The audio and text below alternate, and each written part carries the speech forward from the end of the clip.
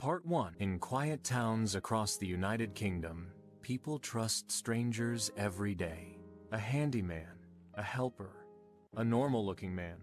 Among them was Peter Tobin. Born in Scotland in 1946, Tobin lived an ordinary life on the surface.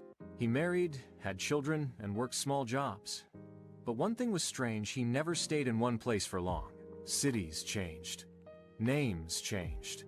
But his darkness never did. In February 1991, 15-year-old Vicky Hamilton left home to catch a bus. She never returned.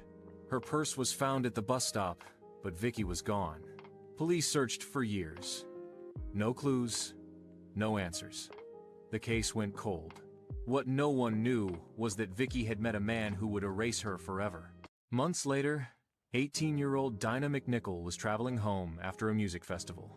She accepted a ride from a stranger who seemed kind and helpful. She was never seen again. Like Vicky, Dinah disappeared without evidence. Her family waited for years, hoping for answers that never came. Meanwhile, Peter Tobin continued moving from town to town. He blended in perfectly polite, quiet, invisible. In 2006, he found the perfect place to hide: a church in Glasgow. The handyman at the church. At the church lived a young Polish student named Angelika Kluk. She worked and stayed there while studying. The church handyman was a man known as Pat.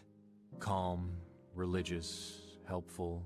No one suspected that Pat was actually Peter Tobin. One night, Angelika vanished. Her phone and belongings were left behind.